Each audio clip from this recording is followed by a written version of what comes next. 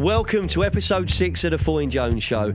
This season, we are inspiring the next generation and we're inspiring our stars of the future.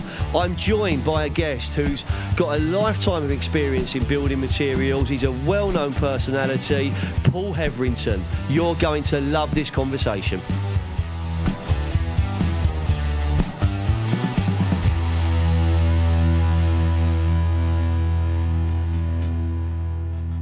Here we go, and thank you, Paul. I've definitely got a thing.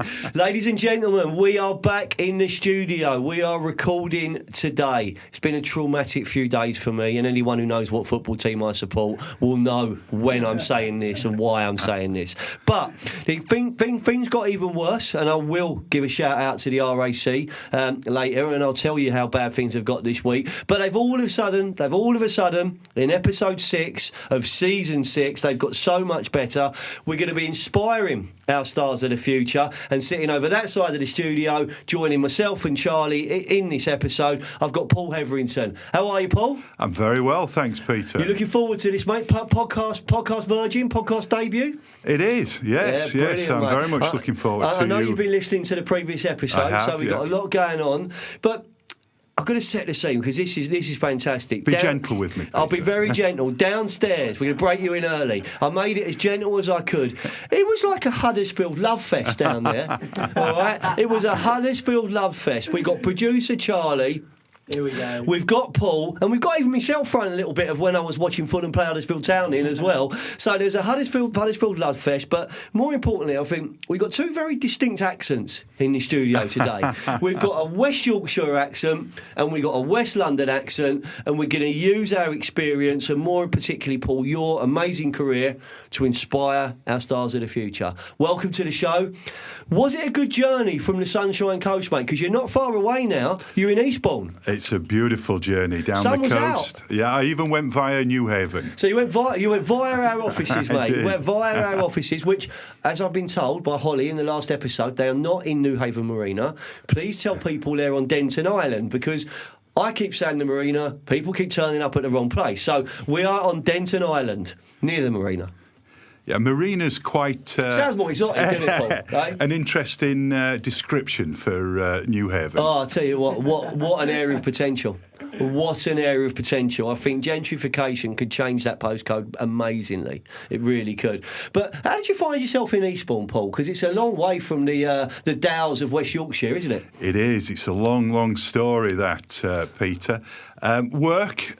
So I relocated down from Shrewsbury when I was headhunted to run a company called Marshall Tufflex over in Hastings. And so that's probably 8 years ago or so. And just the sunshine, mate. Oh, and everybody who follows me on LinkedIn will see that I'm constantly... Paul, I love it. And the sad thing is, I'll play the game with you. You've got me LinkedIn. You've got me on LinkedIn. You've got me because you're put yourself on the beach or you out the window with your dog, and I'm like, yeah, all right, I can do that as well.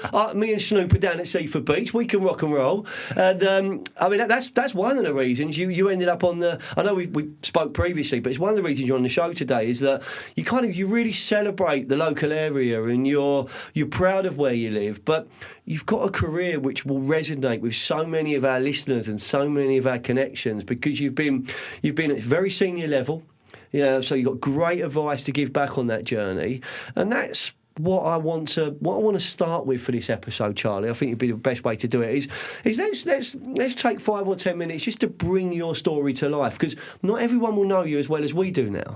So let's talk us through what happened before you arrived at Marshall's Tufflex in Hastings, the career, because it touches so many of our merchant listeners, so many of our construction supply listeners, and almost, with some of the other things you've been doing, some of the higher end luxury brands and businesses that we're very close to at Foyne Jones. Yeah, I've been in the building materials game all my life, pretty much, except for a quick sojourn over into distribution when I was at BSS Zenith as the sales director for a couple of years. And then we bought PTS, and that just went on to phenomenal things. So it's been a real fabulous time, going all the way back to Huddersfield So I don't know how you want me to. Do you want me to go back from the last? And I think let's give people an understanding of your career, because you've said there, Paul, you said a lifetime in building materials. Yeah. Let's just take some of the highlights. Give me 2 or 3 highlights of that journey to where you are now. I think highlight number 1. Highlight number 1 would be when I was the national sales manager at Bolton and Paul, and we got bought by the rugby group, and that all crunched together to create rugby joinery, and then eventually that became Geldwen, but I'd left by then, and I was put in charge of putting a customer service. Became customer service director and put in about 300 people from disparate places to absolute rivals, hated rivals. And I can remember because I worked for the Norfolk Mafia of Bolton and Paul, and they used to tease me about my accent. And I said to them when we got bought, wait until you visit Doncaster, you'll think I'm posh. I sponsor we sponsor a boxer called Brad the Phoenix Cousins.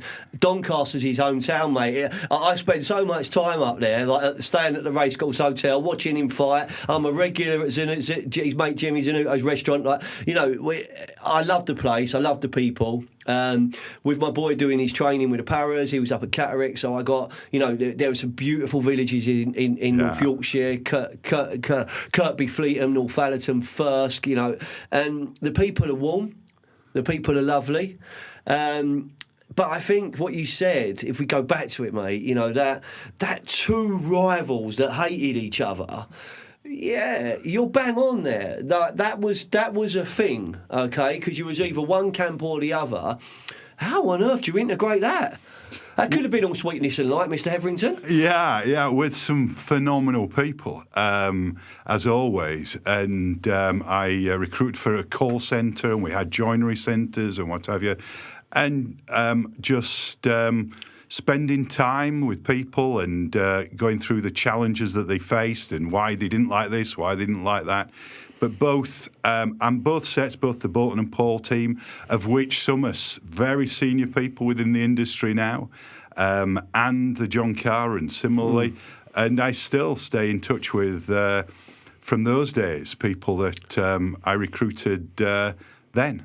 Well, we were talking downstairs, and it's amazing how different industries, different lifetimes, different roles, but they do touch each other. I was talking about companies I work for and personalities within that business that I haven't worked for 20 odd years, but I still remember it like it was yesterday because they were such monumental moments in my career and in my journey.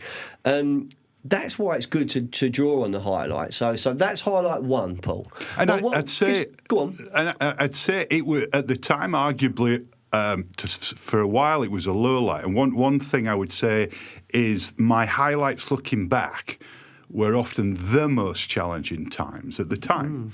And the team of people that you have around you, and you create like an esprit de corps of people that when you've really been through those times and come out the other end, it's something special. And so that, I would say, was very much a highlight. Another was a similar sort of tough time in that I'd left BSS Zenith, or BSS at the time, did an MBA, and then I was getting back into business, and I got recruited by Aliamask to run their Aliamask interior building products division, which was Pendock. And I arrived in front of the chairman on my first day, and he said, well, you know that the managing director has left. And I thought, yeah, that's why you recruited me. Did we mention that all the board had left? No. And gone to the key competitor? No. Funded by your sole supplier? Yeah, no, you didn't mention that. Yeah, good start. And so that was quite a start. But then at least I thought, well, I can't fuck it up anyway. Well, I mean, ultimately, when it's right down, when it's right down, so mate, we got parental content. We've got it in there, mate. It comes up. We're okay. We do drop the odd swear word on the Foyne Jones show because it's for impact, and people seem to talk that way to us. But when you join that, when you arrive in a role, a position, a new job, a leadership position, and it is in that kind of condition, as tough as it will be, and I loved what you said, mate, when you said looking back, because it's easy looking back. When you look back and you're more mature in life, you can say the most challenging times are actually the best times, because that's when you see the real you and everything comes to life. The other angle on that is it really can't get much worse. So if you put a few basic disciplines in place, get some good people, approach it the right way, you'll start making them marginal gains that lead to success. And the amount of guests I've had on and people who shared their stories, they talk about, well, we'll go and we'll go again if we consistently do the right thing, we do it better than others, the results will follow. And yeah, there'll be elements of an MBA that tell you that. There'll be elements of your own upbringing, your life skills, your parenting that get you there. But hard work, determination, smile on your face. I guess that's something you must be really proud of, Paul. I am, and again, I brought some people along from my previous organisations to help, some amazing people, Heather and Helen, who I still still in touch with, who were core to helping us turn that round and move things on. So, yeah. I'm pretty sure Heather and Helen are both listeners to the show. All right? So, looking at that camera, hello, Heather, hello, Helen. But isn't that amazing? You could look at any business, shape, size, sector, industry, route to market, and the key aspect is people. Oh, always. Key aspect is people. So we've got those couple of highlights. Yeah. What I want you to do now for me, Paul, looking at the industry that you've spent your lifetime in, why are we challenging to attract the best but the most talented of the younger generation? Where do you see the opportunity? Where do you see the threats? And what do you think the industry itself can do? And I know you've been involved with different federations, you're doing different things now, and we'll come on to what you're doing now. But with your experience, what do you think the industry needs to do to get noticed more and not just inspire our stars of the future, but attract them, to get them to want to work in the businesses that we've worked in? Yeah, I think we need to publicise some of the incredible stories of the past. I mean, I was on the board of the Builders Merchant Federation, and John there's doing an excellent job putting out to the world about the builders merchant industry and about the building materials. But if you think of 2 or 3 characters that are absolutely giants in the industry, historically, like Peter Hindle, who we were talking about earlier, who's went on to the board of Saint-Gobain, was chief exec at Dewson's. But Peter tells a story. Yeah, and he started on a forklift truck in Blackpool. Yeah. You take some others that have, and there's such a route. If you want to be a millionaire, if you want to just take that back though, you look at what Peter's achieved. Amazing, inspirational, and it begun there. But if you want a route to become a multimillionaire, the builders merchant industry is one of the easiest ways to do it, because if you work your way up to a branch manager, do really well, get on with some customers, etc., set up your own branch, you're off and away. Look, think how many characters in the industry now did that. Whether you look at David at MKM, incredible success story. Phenomenal. From, time at Harcross and then setting up the branch in Hull. Throughout, there's so many incredible people that are entrepreneurial, and any young person today that has that verve and vigour, builders merchanting is a very good way to make it all the way. Well, I'm a builder's merchant boy first, all right, and people know my story, all right. I celebrate it. I'm proud of being a builder's merchant boy.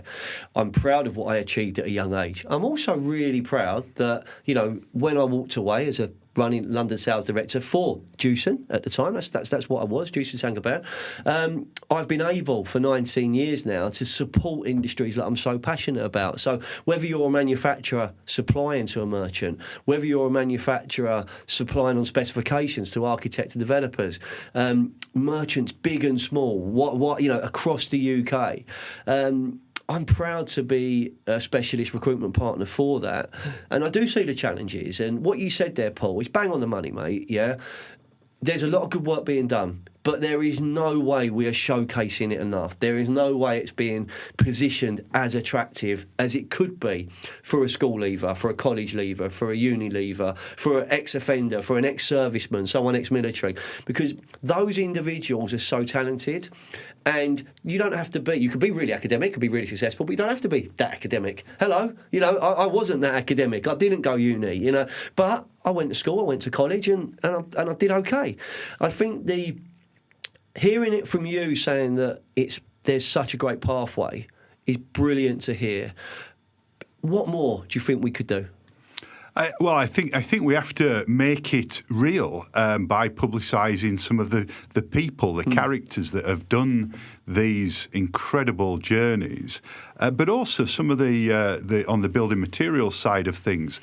There's very exciting things going on in material technology, in web stuff. There's also the disintermediators, which are the selling stuff on the web, and I know the merchants have had a real challenge over the years, and competing with the likes of Screwfix and Toolstation, and how everything changes, and the rise of the catalogue again, and the catalogue type shopping is a challenge. But it also, I think these days as well, that the opportunity for those web-based businesses to be media businesses. I was reading recently that any business that wants to get on in selling stuff on the website needs to be first and foremost a media business, whatever they're selling. And you can see that from the characters, you can see from your podcast, you can see, where the world's going there, and people buy into authentic people. And so I think there's just everything. I know at Marshall Tuflex, we got involved in a lot of apprenticeships. But if you were interested in marketing, we had marketing positions. If you were interested in manufacturing, we had manufacturing, accountancy. So on the building materials side and factory side of things, factories now are not the dark satanic mills of the dark old. Satanic mills. There we go. We're getting in there now, mate. Bring me my bow of burning gold. They are super mod. There you go. Super mod robotic automation. Oh, I mean, some of them. I mean, I've been lucky enough to be invited to some amazing factories in Spain, in Italy, in Milan, and they're like Disney World. Yeah. It's like, wow, look at this. It's like they're show stopping. You just get drawn in. But I think what you said there, and I'm so passionate about apprenticeships, and there are some really good people doing some great things. The BMF and LEAP are doing great things. We work very closely with another apprenticeship provider, and we help them recruit trainers. There's some great stuff being done by Damien Waters with the BIKBBI about installers and fitters, and looking at that trade, because we could have the most beautiful products in the world, but if they're fitted like a gorilla or fitted like an ape, they're not going to look that nice in your gaff, mate, are they? Absolutely. So, and you know that with some of the brands you've been involved in. I say this to people, Paul, and I'm really passionate about this. I've got a specialist recruitment business, all right? We're doing really well. We're 19 years in. We have offered recruitment apprenticeships, tick. I've offered digital marketing apprenticeships. I've offered content creation apprenticeships. I've offered degree-level apprenticeships for my team. So if a business like mine can have 3 or 4 different apprentices go through and go on to great things, Callum, who did his digital apprenticeship with me, he moved on to go and work on Diary of a CEO. He done editing for Stephen Bartlett. That's something amazing for him, amazing for his family. Yeah. But he did his apprenticeship editing my stuff. Jack's been with her. Jack's been a brilliant job. He's done his degree apprenticeship. He's gone on to do great things. So if you're brave enough to bring someone in and support them, what's one of the most proudest things I look back in is that, look, we push people on their way.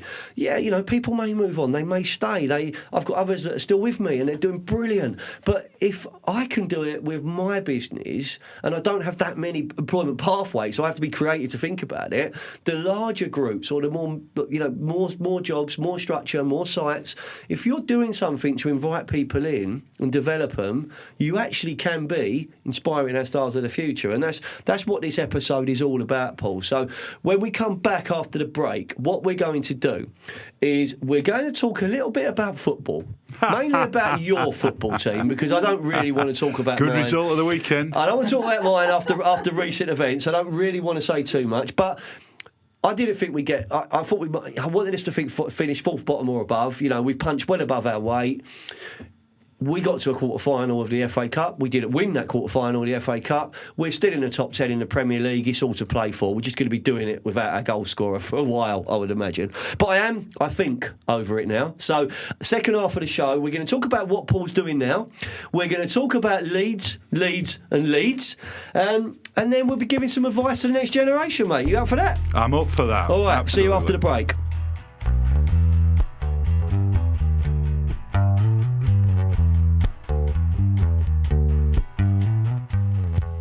Ladies and gentlemen, boys and girls, are you ready? The digital revolution is no longer a spectator sport. It's game on. The magical art of storytelling is the future. Social, content, branding, podcasts, video marketing, and virtual 360 tours. This is Jones Digital.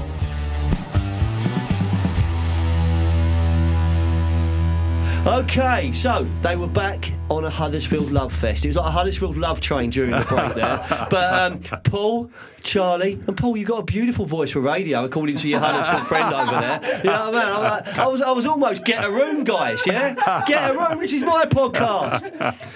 And First time I've heard that ever. I have to say. Big love to the people of Huddersfield. And we spoke, Paul, before the break. We spoke about inspiring the next generation. We spoke about personality, we spoke about people, and you said to me downstairs, with the work you're doing at the moment, you know, you're advising businesses that right now attracting people's hard. Recruitment's hard. Talent attraction's hard. Yeah. So when you're in your role, because at the moment I want to come on to this so people know what Paul's doing now, and I'm going to call it what I would call it, and I may be controversial, but you're doing some amazing stuff with Vistage at the moment, aren't you?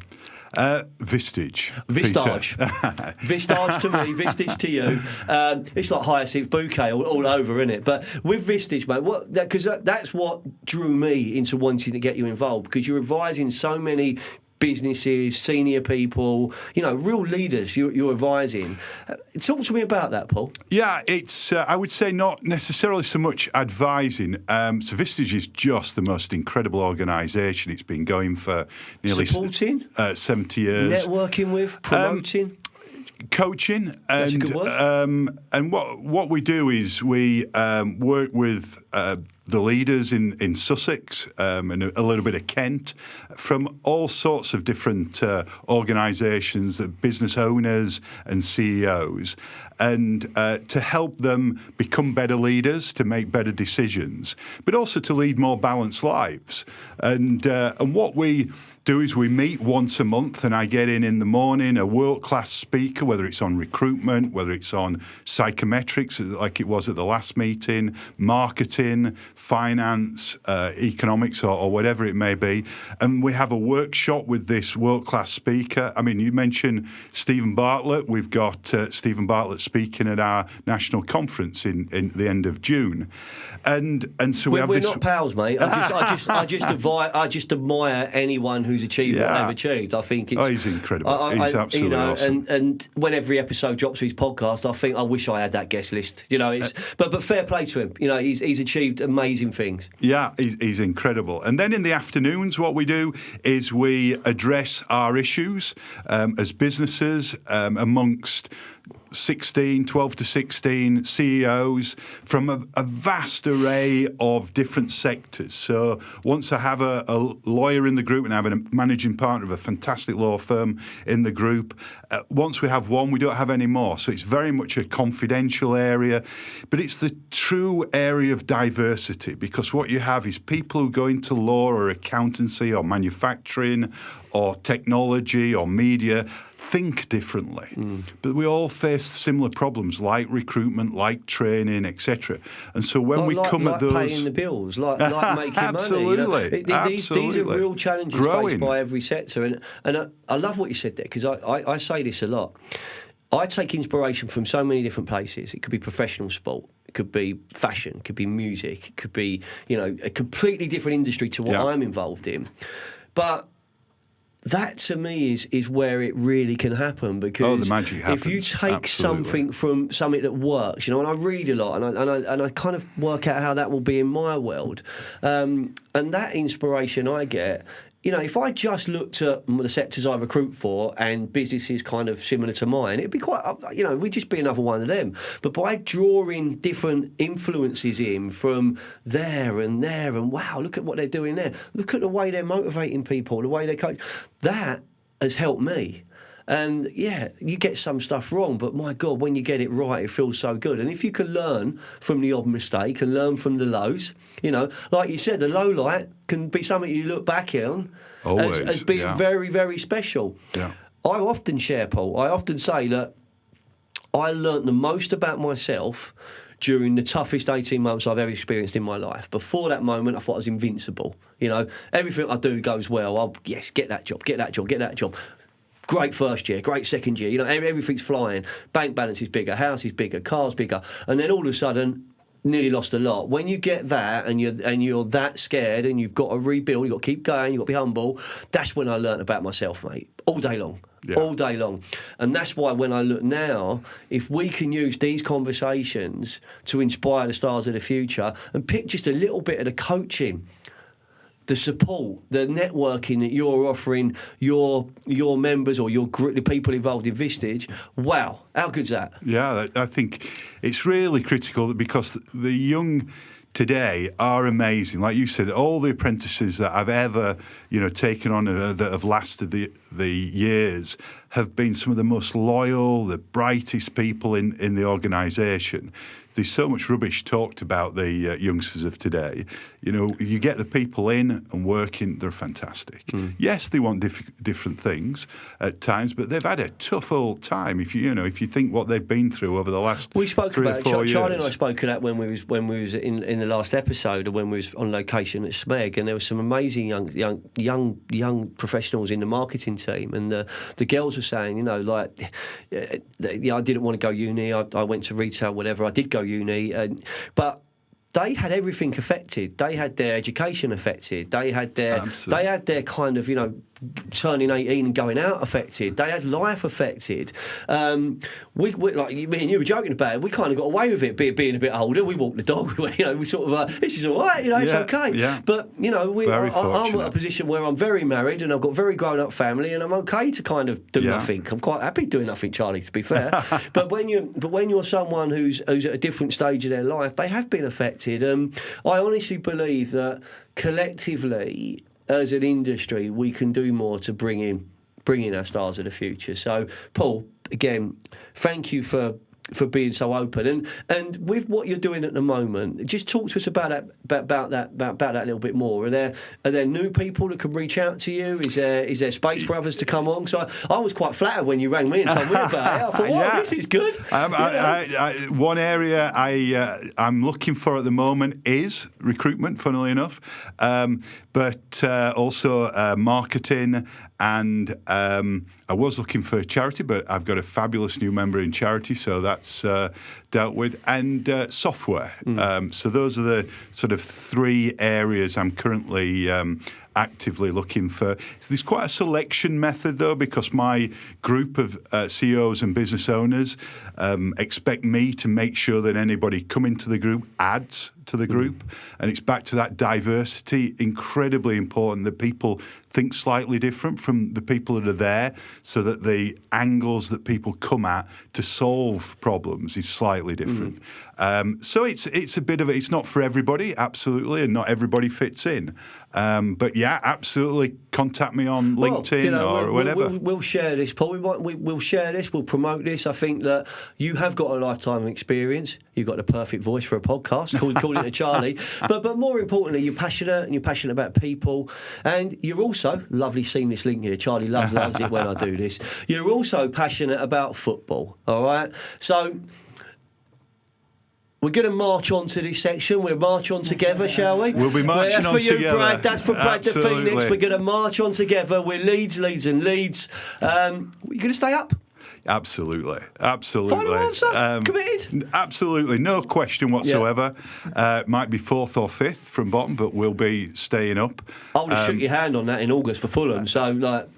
I loved Marcello. I think he was just... just amazing for the club. Amazing in so much more than football as well. Jesse, I think the American series didn't do a lot. You know, we all think of an American manager off Apple TV rather than necessarily in the Premiership. So that's happened a couple of times now, though, hasn't it? Do you know what I mean? Yeah. And I think the football's brutal, right? So Absolutely, do you remember Jason Lee pineapple on his head? Football can be brutal.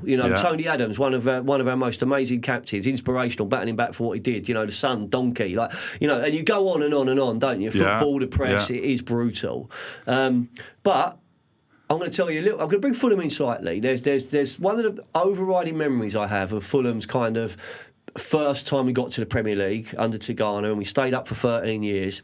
I remember one thing in particular. We didn't beat Leeds that often, but whenever we played them, Mark Viduka scored. Oh, yeah. He just had to turn up.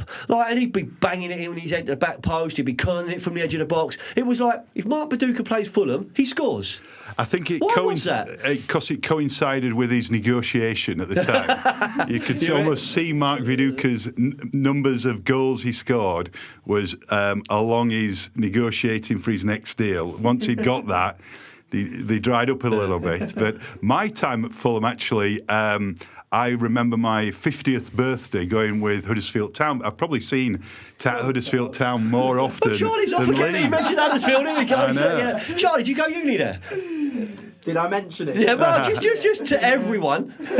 And Town lost 5-0 for my 50th, which was quite an interesting discussion in the curry house afterwards. I told you about the time we won 5-1 away, and the only goal I saw was Huddersfield's penalty to put them 1 up. And then I went to the bar, right, which was strangely still serving. I thought that'd do. We're not going to. You kept hearing the cheers. I'm like, well, I don't want to go out there because they might stop scoring. But you've got soft spot for Huddersfield, but Leeds is your team, right? So Leeds. Who's your favourite all-time Leeds player?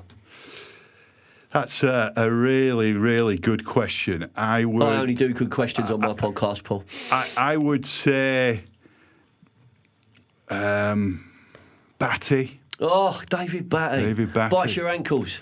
I would probably say that. Or Alan Smith. Batty was a proper number 4, wasn't he? Like if you imagine a number 4, he was that number 4. Yeah, absolutely. Young Alan Smith was good at Leeds, wasn't he? Very, very, very good. So I would say my first experience was going to Paul Reaney's testimonial. So I just saw a little bit of the sort of classic era. And then we had a long time in the lower divisions. A long time. But yeah, I would say probably that midfield. I mean, it was such a... it could have been, before he went to Liverpool, Kewell, but we don't talk about him really anymore. I'd have to say Batty's Leeds through and through. That David O'Leary team, it was stick or twist or bust, wasn't it? It kind of went there. But I always admire as a captain. I always admired Lucas Radebe. I always thought from a centre half perspective, from a real composed player, I always admired him. And as a man, I think that's where I am with it. I think that was the thing. At the moment, I really like the Kaiser. What? The Kaiser, yeah. I really like the Harrison. I really like him. I think he's a good player at the moment. But he's very good. I want teams like Leeds to stay up because I think the Premier League's a better play. I mean, look at me. I want teams to stay up because we're going to stay up, But I would like Leeds to stay up. So, mate, look, let's hope that we're marching on together and we're at a Fulham Leeds match at the Cottage next season. How about that, Paul? How about that? That sounds good. We put that out there. So, coming to the end of the show, Charlie. We're coming to the end of the show. What I always like to end the episode with, Paul, is just taking a moment and really thinking about what's going to happen with our industries in the future, okay? Because I'm getting older. We need people coming through. We are inspiring our stars of the future all through these episodes, and we can only do that with the support of our sponsor, MHK Holding UK, and the brilliant guests. You're one of those guests. So, to close the show out, Paul, what three pieces of advice would you like to give our next generation? I would say I've been incredibly lucky throughout my career into having great bosses, really, really good people who've treated me well and really helped me expand. So I would say recruit your boss. Don't be recruited by somebody, but you're, especially in the market there is now, you're a very, very valuable person. Make sure you choose your boss more than the job. I'd say be authentic, be yourself, because people will warm to that. Whoever you are, if you are truly yourself and you're prepared to put in the graft, then that will always come through. And finally, chase your dream. You know, why not aim for the stars and you might end up on the moon? But I think... did I do 4 there, maybe? Probably do as many as you like, mate. You know, it's like we're on like Radio 3 here. It's like it's just seamless. It's fantastic, mate. I mean, what you've said so far, okay, is you've told the listeners, stars of the future, you and you. You've said pick a boss. Absolutely, critical, a mentor, more important than the job. You know that absolutely critical. Pick a boss. You've then said something we can all do. Be yourself. Be authentic. Yeah. Don't be fake. Don't worry. Don't get imposter syndrome. Be yourself. Be authentic, because it'll be okay. Pick a boss. Be authentic. And you've wrapped it up, which is something I say to every single person during the redundancy supports or one-to-ones or just in conversation around employability, conversation around job searching. Believe. Chase your dream. Absolutely. So pick a boss, be authentic, chase your dream. Go on. You mentioned something there about imposter syndrome, and we talked about Stephen Bartlett earlier, and he has a phrase that if you haven't got imposter syndrome, you're not pushing yourself. And I think that's such a typical Stephen Bartlett thing of looking on the positive side of things. So those people who think that, and there are so many, you know, I come across them as CEOs, as business owners, let alone, you know, starting off in their career. That imposter syndrome type of thing, you think you know, wow, have I got it? It's because you're pushing yourself. Mm-hmm. And that's something to be celebrated. We had a guest on last season, and he said, "Get comfortable feeling uncomfortable." Absolutely. You know, and honestly, I go to a meeting still. I click into a video call, and I have the same nerves I had 25, 30, 40 years ago. Not 40 years ago, so I'm only 48. So we really weren't working at 8. So let's say 30 years ago when I was 18. But I still feel nervous. I still feel anxious. I still feel excited. I'm still up for it. But what you get is you get me. And what turns up is someone who will be passionate. I've got the ability to listen. But I will talk about my football team. I'll talk about my family. I'll talk about life, because actually that's what I would do anyway. I've always done that. And I'll never apologise for it. And I think there, picking a boss, being authentic and chasing your dream, is superb, mate. Absolutely superb. So, Paul, thank you very much for joining me today. Thank you, Peter. I know the answer to all this already, because we're both driving in the same direction along the coast, but you joining me for a bit of lunch? I certainly am. I'm looking forward to that, because we will be going through the good old days and probably chewing the fat around some people we like, some people we don't like, and some people we love. There'll be some ears burning out there, There will be some Peter. ears burning, boys and girls. But listen, let's wrap the show up by saying, Paul, from Huddersfield, West Yorkshire to the Sunshine Coast of Eastbourne, you've had a lifetime in building materials. It's been a pleasure to get to know you better. I think there's definitely things we can do together. I can see that. Being local, you're someone who could be around a lot of the great stuff we're doing with this guy as well, because Charlie's super talented. He's already a star, let alone a star Absolutely. in the future. Brilliant, Charlie. Thank you for listening. Shout out to the people of Huddersfield, all Charlie's friends and Paul's family. That was the end of episode 6, where Paul Hetherington and I were inspiring our stars of the future. Thank you to Marcel and MHK Holding UK for being a headline sponsor. Without you, this show doesn't happen. And without the listeners, this show doesn't happen. Always a pleasure, never a chore. We'll see you in the next episode.